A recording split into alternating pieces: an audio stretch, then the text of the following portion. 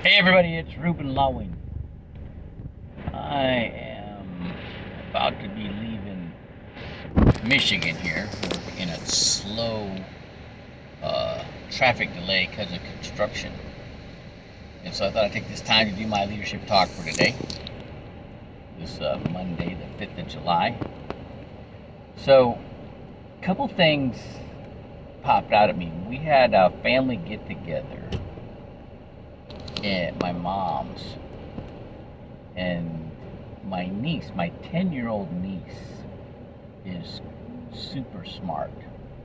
She's like got 140 IQ, very articulate for a 10-year-old, and she's what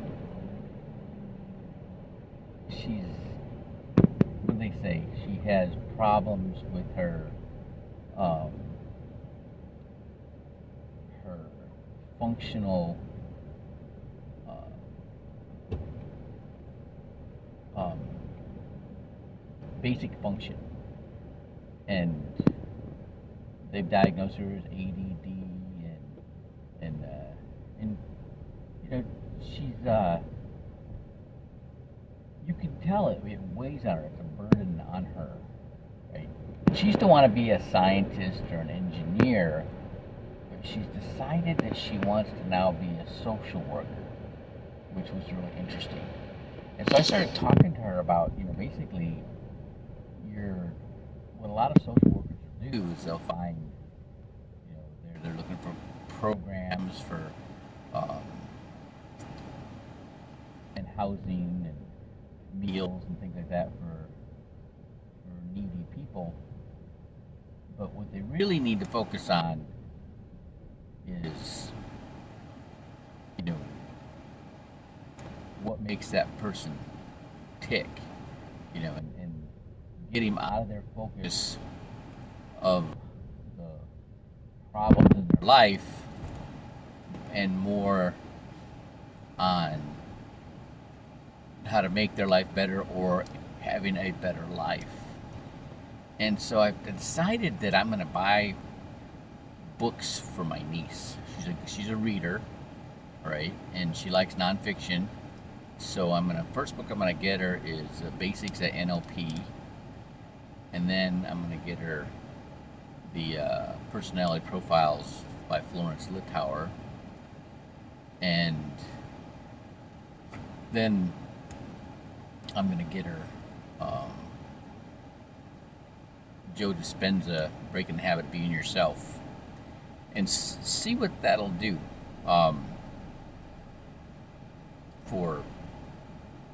It's really funny because my mom has a pond in her yard, and has a big bass in it. There's turtles and painted turtles and snapping turtles and had a big bass in there and frogs. Oh yeah, the kids love the frogs. And she stepped in the pond, and the muck was a lot deeper than she had anticipated. Her little croc sandals got all gubbed up with the mud. And listening to her try to explain how it all happened and trying to make it seem like it wasn't her fault was very interesting. Putting all her intellect into this explanation why she's got she muddied up her crocs. And then I went to the 4th of July fireworks, and there's a lot of people there. That blows my mind. There's so many places. You see at football games, or soccer games, or in this case, the fireworks. So many people there, just connecting with me. Right? And I'm walking around, and I see this guy. And I'm looking at him. I'm like, I know this guy. And I didn't. And then I'm like, are you from here? Yeah. Did you go to school here? Yeah. What's your name? He told me his name. I'm like, I know you. He's like, really? I go, yeah. And I told him my name. And he's like, oh my God.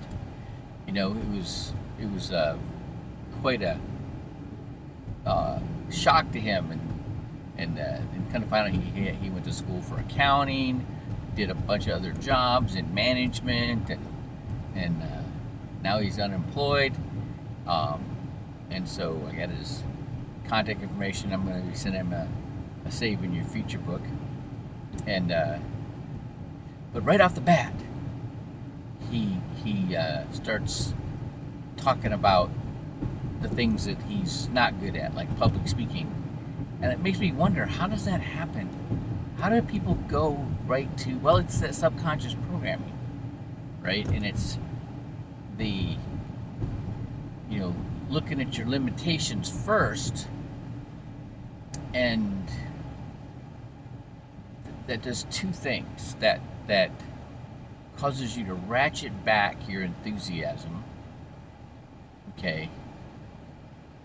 But it can also cause you to shuck off that limitation and go, yeah, I just have to work on it, right? And it depends on your personality or